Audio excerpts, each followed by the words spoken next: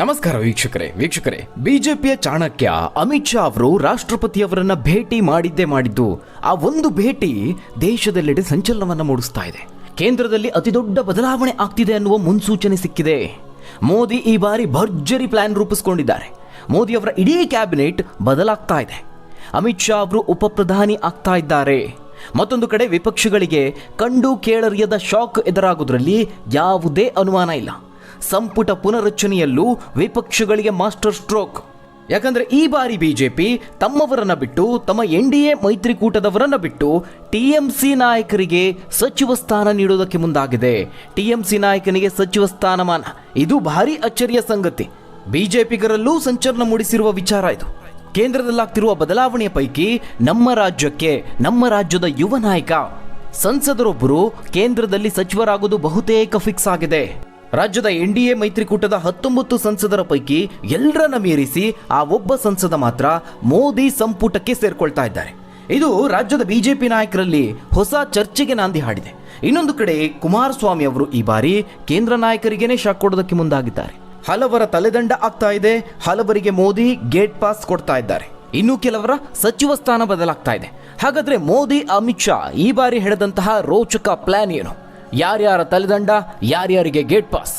ರಾಜ್ಯದಿಂದ ಮೋದಿ ಸಂಪುಟಕ್ಕೆ ಸೇರ್ತಾ ಇರುವ ಆ ಯುವ ನಾಯಕ ಯಾರು? ಆ ಅಚ್ಚರಿಯ ಹೆಸರು ಯಾವುದು? ಶೋಭಾ ಕರಂದ್ಲಾಜೆ, ಸೋಮಣ್ಣ ಕಥೆ ಏನು? HD ಕುಮಾರಸ್ವಾಮಿ ಅವರು ತೆಗೆದುಕೊಳ್ತಿರುವ ಆ ಗಟ್ಟಿ ನಿರ್ಧಾರ ಏನು? ರಾಜ್ಯ ಬಿಜೆಪಿಗೆ ಬಿಸಿ ತಟ್ಟುತ್ತಾ? ಬಿಜೆಪಿ ರಾಜ್ಯಾಧ್ಯಕ್ಷರ ಕುರ್ಚಿಗೆ ಕುತ್ತು ಬರುತ್ತಾ? ಆ ಎಲ್ಲದರ ಕುರಿತಾಗಿ ಇಂಟ್ರೆಸ್ಟಿಂಗ್ ವರದಿ ಇದೆ, ನೋಡೋಣ. ವೀಕ್ಷಕರೇ, ಮೋದಿ ನೇತೃತ್ವದ ಎನ್ಡಿಎ ಸರ್ಕಾರದ ಬಹುನಿರೀಕ್ಷಿತ ಸಚಿವ ಸಂಪುಟ ಪುನರಚನೆ ಪ್ರಕ್ರಿಯೆ ಬಹುತೇಕ ಖಚಿತಗೊಂಡಿದೆ. ಪ್ರಧಾನಿಯವರ ಸಂಪುಟದಲ್ಲಿನ ಬದಲಾವಣೆಗಳ ಕುರಿತಾಗಿ ಬಹಳ ಸಮಯದಿಂದ ಚರ್ಚೆ ನಡೀತಾ ಇದೆ.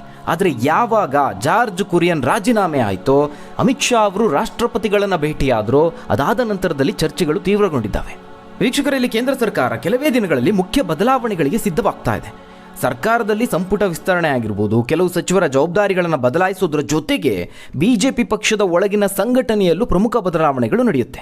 ರಾಜಕೀಯವಾಗಿ ಇದರ ಪರಿಣಾಮಗಳು ಸಾಕಷ್ಟಿರುತ್ತೆ. ನೋಡಿ, ದೆಹಲಿ ಮಟ್ಟದಲ್ಲಿ ನಡೀತಾ ಇರುವ ಈ ಮಹತ್ವದ ಬೆಳವಣಿಗೆ ಕರ್ನಾಟಕ ರಾಜ್ಯ ರಾಜಕಾರಣದಲ್ಲಿ, ಅದರಲ್ಲೂ ವಿಶೇಷವಾಗಿ ಬಿಜೆಪಿ ಪಾಳ್ಯದಲ್ಲಿ ತೀವ್ರ ಸಂಚಲನ ಮೂಡಿಸಿದೆ. ಅದು ಕೂಡ ಬಿಜೆಪಿ ರಾಜ್ಯಾಧ್ಯಕ್ಷರ ಕುರ್ಚಿಗೆ ಕುತ್ತು ತರುವವರೆಗೂ. ಕೇಂದ್ರ ಹಾಗೆ ರಾಜ್ಯಕ್ಕೆ ಸಂಬಂಧಪಟ್ಟಂತೆ ಎರಡರಲ್ಲೂ ಕೂಡ ಬಹಳ ಕುತೂಹಲಕಾರಿ ಅಂಶಗಳಿವೆ. ಪ್ಲಾನ್ ಪ್ರಕಾರ ಮಳೆಗಾಲದ ಅಧಿವೇಶನ ಜುಲೈ 21ರಿಂದ ಆಗಸ್ಟ್ 21ರವರೆಗೂ ನಡೆಯುತ್ತೆ. ಈ ಸಂದರ್ಭದಲ್ಲಿ ಅಧಿವೇಶನ ಕೂಡ ಸಾಕಷ್ಟು ಕುತೂಹಲ ಕೆರಳಿಸಿದೆ. ಅಧಿವೇಶನದ ನಂತರದಲ್ಲಿ, ಅಂದರೆ ಆಗಸ್ಟ್ 21ರ ನಂತರದಲ್ಲಿ ಈ ಸಂಪುಟ ಪುನರಚನೆ ಸಾಧ್ಯತೆ ಇದೆ. ಯಾರ್ಯಾರಿಗೆಲ್ಲ ಗೇಟ್ ಪಾಸ್ ಕೊಡ್ತಾ ಇದ್ದಾರೆ, ಯಾರ್ಯಾರನ್ನ ಸೇರಿಸ್ಕೊಳ್ತಾ ಇದ್ದಾರೆ, ಅದೆಲ್ಲದನ್ನು ನೋಡೋಣ. ಅದಕ್ಕಿಂತ ಮುಂಚೆ ಯಾವ ಕಾರಣಕ್ಕಾಗಿ ಈ ಸಂಪುಟ ಪುನರಚನೆ ಪ್ಲಾನ್ ಇದೆ? ಮುಖ್ಯವಾಗಿ ಮುಂಬರುವ ಚುನಾವಣೆಗಳು ಹಾಗೆ ಬದಲಾಗ್ತಿರುವಂತಹ ರಾಜಕೀಯ ಸಮೀಕರಣ. ಇಲ್ಲಿ ಸಂಘಟನೆ ಮತ್ತು ಸರ್ಕಾರದ ನಡುವೆ ಒಂದು ಉತ್ತಮವಾದ ಸಮನ್ವಯವನ್ನು ಸ್ಥಾಪಿಸೋದೇ ಬಿಜೆಪಿಯ ಗುರಿ. ಪ್ರಾದೇಶಿಕ ಸಮತೋಲನ, ಸಾಮಾಜಿಕ ಪ್ರಾತಿನಿಧ್ಯ ಜೊತೆಗೆ ಮಿತ್ರ ಪಕ್ಷಗಳನ್ನು ಗಮನದಲ್ಲಿಟ್ಕೊಂಡು ಪಕ್ಷದ ನಾಯಕತ್ವ ಹೊಸ ತಂಡವನ್ನು ರಚಿಸುವುದಕ್ಕೆ ಕೆಲಸ ಮಾಡ್ತಾ ಇದೆ. ನಿಮ್ಮೆಲ್ಲರಿಗೂ ಗೊತ್ತಿರೋ ಹಾಗೆ ವೀಕ್ಷಕರೇ, ಪ್ರಧಾನಿ ನರೇಂದ್ರ ಮೋದಿ ಅವರ ಕಾರ್ಯವೈಖರಿ ಯಾವ ರೀತಿ ಅಂತ ಹೇಳಿದ್ರೆ, ಕೊನೆ ಕ್ಷಣದವರೆಗೂ ಏನಾಗುತ್ತೆ ಅನ್ನೋದು ಯಾರಿಗೂ ಗೊತ್ತಾಗೋದೇ ಇಲ್ಲ. ಅದೇ ರೀತಿಯಾಗಿ ಈ ಸಂಪುಟ ಪುನರಚನೆಯಲ್ಲೂ ಅದು ಬಹಳ ಸ್ಪಷ್ಟವಾಗಿ ಕಾಣಿಸ್ತಾ ಇದೆ. ಚರ್ಚೆಗಳು, ಊಹಾಪೋಹಗಳು ಈಗಾಗಲೇ ಜೋರಾಗಿದೆ. ಈಗ ಮೋದಿ ಸಂಪುಟ ಪುನರಚನೆಯಲ್ಲಿ ಯಾರಿಗೆ ಅವಕಾಶ ಸಿಗಬಹುದು, ಯಾರನ್ನ ಕೈ ಬಿಡಬಹುದು? ವೀಕ್ಷಕರೇ, ಇತ್ತೀಚಿನ ದೇಶದಲ್ಲಿನ ರಾಜಕೀಯ ಬೆಳವಣಿಗೆಗಳ ಬಗ್ಗೆ ನೀವು ಗಮನಿಸಿರಬಹುದು. ರಾಕೆಟ್ ವೇಗವನ್ನು ಪಡೆದುಕೊಂಡಿದೆ. ಅದರಲ್ಲೂ ಎನ್ಡಿಎ ಮೈತ್ರಿಕೂಟ ಬಹಳ ಬಲಗೊಂಡಿದೆ. ಅದರಲ್ಲೂ ಟಿಎಂಸಿ, ಶಿವಸೇನೆ ಒಡೆದು ಚೂರಾಗಿದ್ದನ್ನು ನೀವು ಗಮನಿಸಿರಬಹುದು. ಈ ಹೊಸದಾಗಿ ಎನ್ಡಿಎ ಮೈತ್ರಿಕೂಟಕ್ಕೆ ಸೇರ್ಕೊಂಡಂತಹ ಪಕ್ಷಗಳು ಅದರ ನಾಯಕರಿಗೆ ಸರ್ಕಾರದಲ್ಲಿ ಸ್ಥಾನ ನೀಡುವ ಚರ್ಚೆ ನಡೀತಾ ಇದೆ. ಅಂದರೆ ಅದರಲ್ಲಿ ಮಹಾರಾಷ್ಟ್ರ ಮತ್ತು ಪಶ್ಚಿಮ ಬಂಗಾಳದ ನಾಯಕರ ಹೆಸರುಗಳೇ ಮುಂಚೂಣಿಯಲ್ಲಿರೋದು. ಪ್ರಮುಖವಾಗಿ ಉದ್ಧವ್ ಬಣ ಮತ್ತು ಟಿಎಂಸಿಯಿಂದ ಬೇರ್ಪಟ್ಟ ಕೆಲವು ಸಂಸದರಿಗೆ ಅವಕಾಶ ಸಿಗುತ್ತೆ. ಶಿವಸೇನೆ, ಉದ್ಧವ್ ಠಾಕ್ರೆ ಬಣದಿಂದ ಪಕ್ಷಾಂತರಗೊಂಡಂತಹ ಸಂಸದ ಸಂಜಯ್ ದಿನಾ ಪಾಟೀಲ್ ಅವರಿಗೆ ಸ್ಥಾನ ಸಿಗಬಹುದು. ಇನ್ನೊಂದು ಕಡೆ ಶ್ರೀಕಾಂತ್ ಶಿಂದೆ ಅವರ ಹೆಸರು ಕೂಡ ಮುಂಚೂಣಿಯಲ್ಲಿದೆ. ಏಕನಾಥ್ ಶಿಂದೆ ಅವರ ಪುತ್ರ, ಅವರಿಗೆ ಕ್ಯಾಬಿನೆಟ್ ದರ್ಜೆ ಕೊಡಬಹುದು ಅಂತ ಹೇಳಲಾಗ್ತಾ ಇದೆ. ಇನ್ನು ಪಶ್ಚಿಮ ಬಂಗಾಳದಿಂದ ಯಾರು ಅಂತ ನೋಡಿದ್ರೆ, ಟಿಎಂಸಿಯಿಂದ ಬಂದಿರುವ ಕಾಕೋಲಿ ಘೋಷ್, ಸುದೀಪ್ ಬಂಡೋಪಾಧ್ಯಾಯ ಹಾಗೆ ಶತಾಬ್ದಿ ರಾಯ್, ಇವರ ಬಗ್ಗೆನೂ ಕೂಡ ಚರ್ಚೆ ನಡೀತಾ ಇದೆ. ಈ ಮೂವರಲ್ಲಿ ಒಬ್ಬರು ಸಂಪುಟ ಸೇರೋದು ಫಿಕ್ಸ್.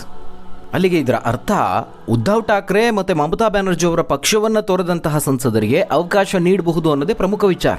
ಈ ಚರ್ಚೆಗಳ ಮಧ್ಯೆ ಒಂದು ಇಂಟ್ರೆಸ್ಟಿಂಗ್ ಬೆಳವಣಿಗೆ ಆಗಿದೆ. ಪ್ರಧಾನಿ ಮೋದಿ ಅವರು ಕೇಂದ್ರ ಸಚಿವ ಧರ್ಮೇಂದ್ರ ಪ್ರಧಾನ್ ಅವರ ಹುಟ್ಟುಹಬ್ಬಕ್ಕೆ ಶುಭ ಹಾರೈಸಿದ್ದಾರೆ. ಅದರಲ್ಲೇನಿದೆ ವಿಶೇಷ ಅಂತ ನೀವು ಕೇಳಬಹುದು. ಜೂನ್ 25 ಕೇಂದ್ರ ಶಿಕ್ಷಣ ಸಚಿವ ಧರ್ಮೇಂದ್ರ ಪ್ರಧಾನ್ ಅವರ ಜನ್ಮದಿನ ಇತ್ತು. ರಾಷ್ಟ್ರೀಯ ಶಿಕ್ಷಣ ನೀತಿಯನ್ನು ಜಾರಿಗೆ ತರೋದ್ರಲ್ಲಿ ಧರ್ಮೇಂದ್ರ ಪ್ರಧಾನ್ ಅವರು ಶ್ಲಾಘನೀಯ ಪಾತ್ರವನ್ನು ವಹಿಸಿದ್ದಾರೆ ಅಂತ ಪ್ರಧಾನಿ ಮೋದಿ ಅವರು ಒಂದು ಸ್ಟೇಟ್ಮೆಂಟ್ ಅನ್ನು ಕೊಡ್ತಾರೆ. ಅಪೋಸಿಟ್ ಅಲ್ಲಿ ಏನಾಗ್ತಾ ಇದೆ, INDA ಮೈತ್ರಿಕೂಟದಿಂದ ಹಿಡಿದು ಜಿರಳೆ ಪಕ್ಷದವರೆಗೂ ಎಲ್ಲರೂ ಕೂಡ ಧರ್ಮೇಂದ್ರ ಪ್ರಧಾನ್ ಅವರ ರಾಜೀನಾಮೆಗೆ ಒತ್ತಾಯ ಮಾಡ್ತಾ ಇದ್ರು. ನೀಟ್ ಎಕ್ಸಾಮ್ನ ಪ್ರಶ್ನೆ ಪತ್ರಿಕೆ ಸೋರಿಕೆ ವಿಚಾರಕ್ಕೆ ಸಂಬಂಧಪಟ್ಟಂತೆ ವಿರೋಧ ಪಕ್ಷಗಳು ಧರ್ಮೇಂದ್ರ ಪ್ರಧಾನ್ ಅವರ ಮೇಲೆ ದಾಳಿ ನಡೆಸ್ತಾ ಇದೆ. ಅಂತಹ ಪರಿಸ್ಥಿತಿಯಲ್ಲಿ ಪ್ರಧಾನಿ ಮೋದಿ ಅವರು ಈ ಅಭಿನಂದನಾ ಸಂದೇಶವನ್ನು ಕಳುಹಿಸಿರುವಂಥದ್ದು ಇದನ್ನು ಹಲವು ರೀತಿಯಲ್ಲಿ ಅರ್ಥೈಸಲಾಗ್ತಾ ಇದೆ. ಹಾಗಾದರೆ ಧರ್ಮೇಂದ್ರ ಪ್ರಧಾನ್ ಅವರನ್ನ ಸಚಿವ ಸ್ಥಾನದಲ್ಲಿ ಮುಂದುವರಿಸ್ತಾರಾ? ಕಾದು ನೋಡಬೇಕು. ಇನ್ನು ಹೊಸ ಸಚಿವರನ್ನ ಕ್ಯಾಬಿನೆಟ್ಗೆ ಸೇರಿಸಿಕೊಳ್ಳೋದ್ರ ಜೊತೆಗೆ ಕೆಲವು ಪ್ರಸ್ತುತ ಇರುವಂತಹ ಸಚಿವರ ಕೆಲಸಗಳನ್ನು ಬದಲಾಯಿಸುವಂತಹ ಸಾಧ್ಯತೆ ಇದೆ. ಇದರಲ್ಲಿ ಯಾರ್ಯಾರ ಹೆಸರಿದೆ? ಉತ್ತರ ಪ್ರದೇಶ ಬಿಜೆಪಿ ಅಧ್ಯಕ್ಷ ಕೇಂದ್ರ ಸಚಿವ ಆಗಿರುವಂತಹ ಪಂಕಜ್ ಚೌಧರಿ, ಹಾಗೆ ದೆಹಲಿ ಬಿಜೆಪಿ ಅಧ್ಯಕ್ಷ ಕೇಂದ್ರ ಸಚಿವರಾಗಿರುವಂತಹ ಹರ್ಷ ಮಲ್ಹೋತ್ರಾ ಅವರನ್ನ ಕ್ಯಾಬಿನೆಟ್ನಿಂದ ತೆಗೆದುಹಾಕಿ ಅವರನ್ನ ಪಕ್ಷ ಸಂಘಟನೆಯಲ್ಲಿ ಹೆಚ್ಚು ಸಕ್ರಿಯ ಮಾಡಬೇಕು, ಆ ರೀತಿಯಾದಂತಹ ಪ್ಲಾನ್ ಅನ್ನು ರೂಪಿಸಿಕೊಂಡಿದೆ. ಅವರ ಸ್ಥಾನಕ್ಕೆ ಹೊಸ ಮುಖಗಳು ಬರಬಹುದು. ಓವರಾಲ್ ನೋಡಿದ್ರೆ ಬಿಜೆಪಿಯ ಪ್ಲಾನ್ ಏನಿದೆ, ಸರ್ಕಾರದಲ್ಲಿರುವ ಹಿರಿಯ ನಾಯಕರಿಗೆ ಪಕ್ಷದಲ್ಲಿ ಪ್ರಮುಖ ಜವಾಬ್ದಾರಿಯನ್ನು ಕೊಟ್ಟು ಕಿರಿಯ ನಾಯಕರನ್ನ ಸರ್ಕಾರದಲ್ಲಿ ಸೇರಿಸ್ಕೊಳ್ಳೋದು, ಕ್ಯಾಬಿನೆಟ್ ಸೇರಿಸಿಕೊಂಡು ಸರ್ಕಾರದಲ್ಲಿ ಅವಕಾಶ ಕೊಡುವ ಮೂಲಕವಾಗಿ ಹೊಸ ಪೀಳಿಗೆಯ ನಾಯಕತ್ವವನ್ನು ಬೆಳೆಸುವ ತಂತ್ರವನ್ನು ಬಿಜೆಪಿ ರೂಪಿಸ್ತಾ ಇದೆ.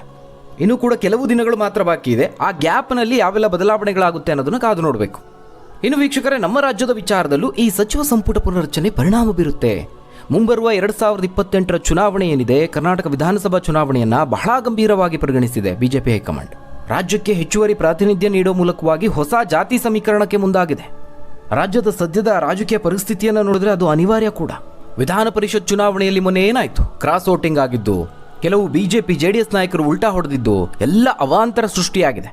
ಇದೆಲ್ಲದಕ್ಕೂ ಕಡಿವಾಣ ಹಾಕಬೇಕು ಅಂದರೆ ಬಿಜೆಪಿ ಎಚ್ಚೆತ್ತುಕೊಳ್ಳಲೇಬೇಕಿದೆ.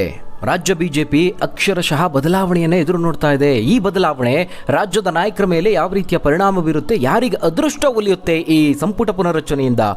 ವೀಕ್ಷಕರೇ, ಸದ್ಯದ ಅಂಕಿಅಂಶಗಳನ್ನು ನೋಡಿದ್ರೆ ರಾಜಕೀಯ ಚಿತ್ರಣವನ್ನು ನಾವು ಗಮನಿಸೋದಾದ್ರೆ, ಲೋಕಸಭಾ ಚುನಾವಣೆಯಲ್ಲಿ ಕರ್ನಾಟಕದಿಂದ NDA ಮೈತ್ರಿಕೂಟದ ಒಟ್ಟು 19 ಸಂಸದರು ಆಯ್ಕೆಯಾಗಿರುವಂಥದ್ದು. ಅದರಲ್ಲಿ 17 ಮಂದಿ ಬಿಜೆಪಿಯಿಂದ ಜೈಬೇರಿ ಬಾರಿಸಿರುವಂಥವರು, ಇನ್ನಿಬ್ಬರು JDSನಿಂದ ಸಂಸತ್ತನ್ನು ಪ್ರವೇಶ ಮಾಡಿರುವಂಥದ್ದು.